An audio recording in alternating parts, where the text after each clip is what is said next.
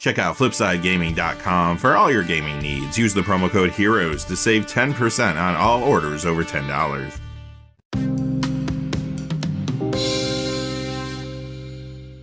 Hey there, this is John from Heroes and Legends, and welcome to this special edition of the Magic the Gathering Market Watch. It is that time of the week again to count down the 10 hottest cards of the week.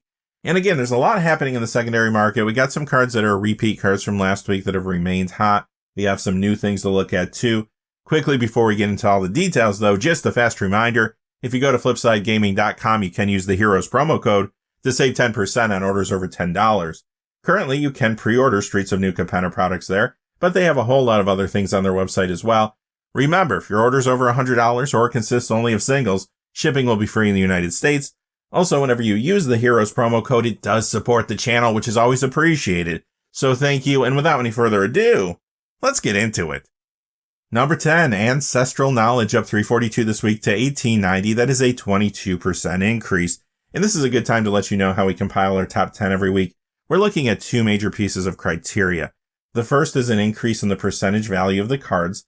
And secondly, we're looking for a true increase in sales out there. So if you're expecting a card to show up on the top 10 and it does not make it, well, it fell short in one or both of those categories. But with that out of the way, let's talk more about Ancestral Knowledge. So you might be aware by now, a lot of cheaper reserve list cards have been hot recently. This one does get a little commander play, but as this continues to climb, it looks more and more like a targeted reserve list buyout. Number 9, Seachrome Coast from Scars of Meriden. This goes up 438 this week to 2525. That is a 21% increase. Ever since Luris of the Dream Den got banned in Modern, there's been a number of decks that run this in their mana base that are performing well in this new meta.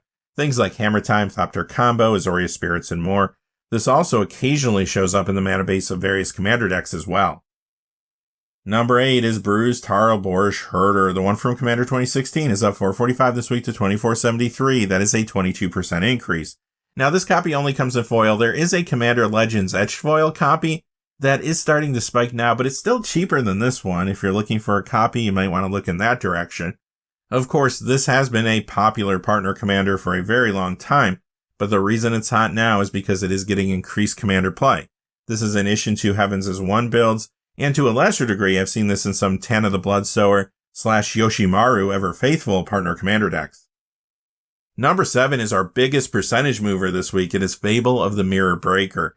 It goes up 461 this week to 568. That is a 431% increase if you're doing the math at home.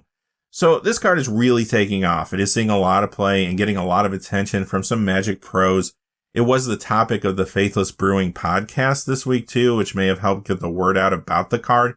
Standard, it's in Rakdos Control, Teamer Midrange, and more. Pioneer, you'll see this in Rakdos Midrange, 4 as well as 5 color Fire of Inventions decks, Marduk, Greasefang, and more there. I'm even seeing some players try to work this into some different Modern builds. Now, some pros have been very high on it in that format, others not so much. We'll have to see if it sticks there. Plus, Commander plays a big driver, and this does get a good amount of it already. It's in a lot of Isshin builds, which are very popular, and other decks there too. Additionally, we got some more information about Streets of New Capenna this week as well, and Mark Rosewater shared the following tidbit. He said the set is going to have a red creature that can make copies of creatures you control. Perhaps the new card could play well with this, and that is yet another reason that this card picked up steam this week. Number 6, Seeds of Innocence up 671 this week to 4649. That is a 17% increase. This has been seeing some legacy sideboard play in different builds to bring in against Urza's Saga or troublesome artifacts in general. In particular, I've seen this show up in Selesnya Depths, 4-color Zenith, and Infect. It also does get a tad bit of commander play too. Being on the reserve list, it doesn't take all of that much to move the price. Number 5 is Reconnaissance, a very old card that's yet to be reprinted. It goes up 715 this week to 24.99. That is a 40% increase. And this is another card getting more commander play, sometimes in Isshin builds. And number 4 is Mana Bond, up 717 this week to 24.82. That is a 41% increase. Another older card that's yet to be reprinted, and that has been a trend recently, as you know. The reason this got hot, though, is because it is in a new variation of Legacy Lands, which has been popular and doing well on MTGO. It's called 8 Mulch, and typically those decks run 4 copies of this. That deck was featured recently on MTG Goldfish, which could have brought some more attention to it. Additionally, Mana Bond does get a little commander play in Child of Alara land builds, for example. Number 3 is Second Chance. It is up $20.87 to $29.99. That is a 229% increase. This card was mentioned in a Commander's Quarters video this week. The video was about commanders with powerful one-card combos, and 2 examples were given of commanders you could play with this card. The first one was Goshintai of Life's Origin. The second was Hannah Ship's Navigator. So I'm sure you could think of other commanders that this would combo with, of course, but I do think the big catalyst was Goshintai of Life's Origin, simply because so many people are playing that build right now, and that Commander's Quarters video could have brought this card to their attention. They may have jumped right online to get a copy for their deck, and this dried up very quickly. Now again, it is a reserve list card, so it doesn't take all that much to move the price.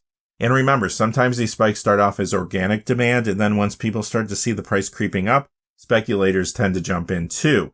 And that could be what you see happening here. The same is true with our number 2 card, Humility. It's up $27.89 to $99.99. That is a 39% increase. It is another reserve list card. It did start off moving because of true demand, and then maybe some speculators jumped on this card. We did see a very big spike in this past week. So what was the original catalyst? Well, it is a good upgrade to the popular Buckle Up Commander deck, and I have seen this in some fresh builds around a card from their Shorikai Genesis engine. And finally, coming in at number 1 is Argothian Enchantress. The Eternal Masters copy up $20.17 to $73.99. That is a 37% increase. The Urza Saga copy up $62.40 to $124.20. That is a 101% increase. Okay, so first off, yes, this is playing Legacy Enchantress, but it has been a very popular commander card recently. Remember, Kamigawa Neon Dynasty did have a strong enchantment focus. You'll see this in Sith's Harvest hand builds. Of course, those are more popular now because of the cards from Kamigawa Neon Dynasty, but this is also in a number of builds around cards from that set. Goshintai of Life's Origin, Tetsunari Toad Rider, Satsuki the Living Lore. Plus, it is a good upgrade to the Upgrades Unleashed commander deck, and I have seen this in fresh builds around a card from there, Kaima the Fractured Calm. One of 2 things happened with this card this week. The first could be simply the card has seen a lot of demand for a number of weeks, and it finally dried up in the secondary market online. The remaining cards for sale could have higher prices attached to them, which in turn sometimes makes people believe the card is worth more, and then they're willing to pay more. So it might have been that simple. The other possibility is this card was climbing, and finally some speculators decided to jump on it because they saw it going up in value.